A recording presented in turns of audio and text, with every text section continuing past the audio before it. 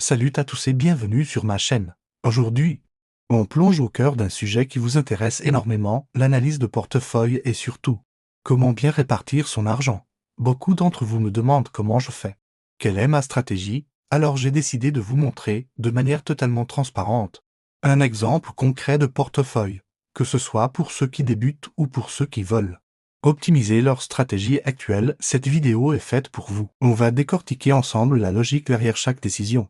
L'objectif étant que vous repartiez avec des idées claires pour construire ou améliorer votre propre allocation d'actifs. Alors, prenez de quoi noter. C'est parti pour une analyse en profondeur, avant de vous dévoiler les pourcentages exacts de mon portefeuille type. Il est crucial de comprendre la philosophie qui se cache derrière. Mon objectif principal, c'est l'équilibre.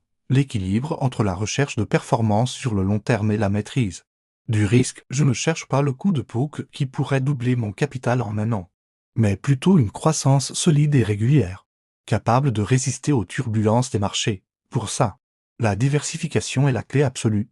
On ne met jamais tous ses œufs dans le même panier. Et vous allez voir que ce principe s'applique à différentes échelles. On diversifie les types d'actifs, mais aussi à l'intérieur de chaque classe d'actifs. C'est cette structure qui va nous permettre de dormir sur nos deux oreilles, même quand les marchés s'agitent. Alors, rentrons dans le vif du sujet. Voici une répartition type que j'apprécie particulièrement pour son équilibre. Premièrement, le cœur de mon portefeuille, à hauteur de 50%, est investi en actions, mais attention, pas n'importe comment. Cette poche est elle-même diversifiée. On y retrouve majoritairement des ETF, ces fameux fonds indiciels qui répliquent la performance d'un marché entier. Par exemple, un ETF MSCI World pour une exposition mondiale, un ETF S&P 500 pour le marché américain, et un Net Eurostoxx 600 pour rester ancré sur le marché européen. Pourquoi des ETF? Pour leurs frais réduits, leur simplicité et leur diversification instantanée. C'est la base la plus solide pour capter la croissance économique mondiale sur le long terme sans avoir à choisir des actions individuelles, ce qui est beaucoup plus risqué et chronophage. À côté de ces ETF qui forment le socle, je consacre une petite partie de cette poche action, disons 10% du total du portefeuille, à du stock picking. C'est ma poche conviction ici. Je sélectionne moi-même quelques entreprises françaises ou européennes dans lesquelles je crois. Fondamentalement, ce sont des sociétés avec des bilans solides, des avantages concurrentiels durables et des perspectives de croissance que j'estime sous-évaluées par le marché. C'est la partie la plus active de ma gestion, celle qui demande le plus de recherche. C'est aussi là que le potentiel de surperformance est le plus élevé, mais le risque aussi. C'est un choix personnel et pour un débutant, je conseillerais de se concentrer à 100% sur les ETF au début, mais j'aime garder cette part pour rester connecté au monde de l'entreprise et tenter de battre légèrement le marché. Passons maintenant à la deuxième grande classe d'actifs, l'immobilier. Pour moi, il représente environ 25% de mon allocation. L'immobilier offre une décorrélation intéressante par rapport aux marchés actions. Quand la bourse baisse, l'immobilier peut rester stable, voire continuer de monter. Ça lisse la performance globale. Comment investir ces 25%? Il y a plusieurs options. La première, c'est l'immobilier physique, comme un appartement locatif. Ça demande une gestion active, mais ça offre un effet de levier grâce au crédit. L'autre option, que je privilégie pour sa simplicité et sa diversification, c'est la pierre papier via les SCPI, les sociétés civiles de placement immobilier. En achetant des parts d'SCPI, vous devenez propriétaire d'une fraction d'un immense parc immobilier professionnel, des bureaux, des commerces, des entrepôts, gérés par des professionnels. Vous touchez des loyers chaque trimestre sans vous soucier de la gestion. C'est une excellente façon de s'exposer à l'immobilier de manière passive. Ensuite, nous avons la poche obligataire qui représente 15% de mon portefeuille. Les obligations, c'est en quelque sorte un prêt que vous faites à un État ou à une grande entreprise. En échange d'un intérêt fixe, c'est l'actif sécuritaire par excellence, historiquement. Quand les actions chutent, les obligations de bonne qualité, comme celles des États les plus solides, ont tendance à monter. Elles jouent un rôle d'amortisseur, dans un contexte de taux d'intérêt qui remonte. Elles redeviennent très attractives.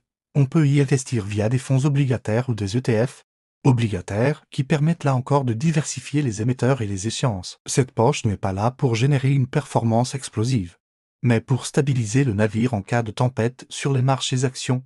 C'est l'assurance de votre portefeuille. Enfin, la dernière partie, et non la moindre, les liquidités.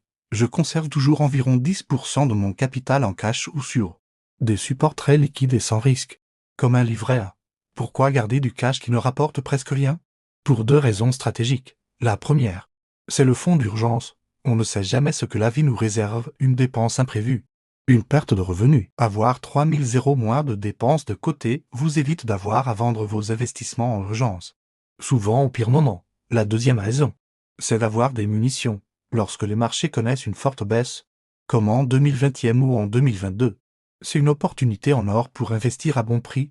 Avoir des liquidités disponibles permet de saisir ces opportunités sans avoir à déstabiliser le reste du portefeuille, le catch. Ce n'est pas un actif dormant, c'est une option stratégique. Récapitulons donc cette allocation type 50% en actions. Majoritairement via des ETF pour la diversification et une petite partie en stock picking pour le potentiel. 25% en immobilier.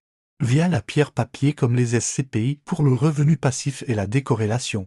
15% en obligations.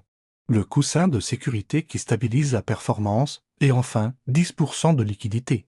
Pour les coups durs et les opportunités. Vous voyez, chaque actif a un rôle bien précis. Les actions sont le moteur de la performance, l'immobilier apporte le revenu et la stabilité. Les obligations sont l'amortisseur. Et le cash est la réserve stratégique. C'est cette combinaison qui crée un portefeuille robuste et performant sur le long terme, bien sûr. Cette répartition n'est qu'un exemple. Elle doit être adaptée à votre propre situation. Si vous êtes plus jeune avec un horizon de temps de 30 ans, vous pourriez décider d'allouer 70% ou 80% aux actions. Car vous avez le temps de voir venir les crises. Si vous êtes plus proche de la retraite, vous voudrez peut-être augmenter la part des obligations et de l'immobilier pour sécuriser votre capital et générer des revenus réguliers. L'important n'est pas de copier ma stratégie à la lettre, mais de comprendre la logique pour construire celle qui correspond à vos objectifs. Votre horizon de temps et votre tolérance au risque, c'est ça. La clé d'une gestion de patrimoine réussie. Un dernier point essentiel, le rééquilibrage.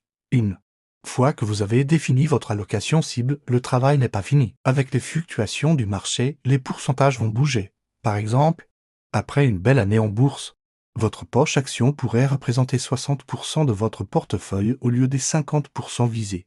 Il est alors judicieux de rééquilibrer, c'est-à-dire de vendre une partie de vos actions pour réinvestir dans les classes d'actifs qui ont sous-performé, comme les obligations. Afin de revenir à votre cible, cela vous force à vendre haut et à acheter bas. Une discipline très difficile à tenir sans règles, mais extrêmement puissante sur le long terme. Je conseille de faire ce rééquilibrage une fois par an. Par exemple, c'est ce qui garantit que votre portefeuille reste aligné avec votre stratégie initiale. Voilà. J'espère que cette analyse détaillée vous a éclairé sur la manière de construire et de gérer un portefeuille d'investissement diversifié. On a vu ensemble une stratégie concrète, basée sur l'équilibre, la diversification et une vision à long terme. N'oubliez pas que l'investissement est un marathon, pas un sprint. La patience et la discipline sont vos meilleurs alliés. Si vous avez des questions sur cette allocation ou si vous souhaitez que j'approfondisse un des points, comme le choix des ETF ou des SCPI, dites-le moi en commentaire. J'adore échanger avec vous et vos retours m'aident à créer du contenu qui vous est vraiment utile. Merci d'avoir regardé cette vidéo jusqu'au bout. Si elle vous a plu et que vous avez appris quelque chose, n'hésitez pas à laisser un pouce bleu. Ça aide énormément la chaîne à se développer. Et surtout, abonnez-vous et activez la cloche pour ne manquer aucune de nos prochaines analyses. D'ici là, prenez soin de vous et de vos finances. À très bientôt pour une nouvelle vidéo.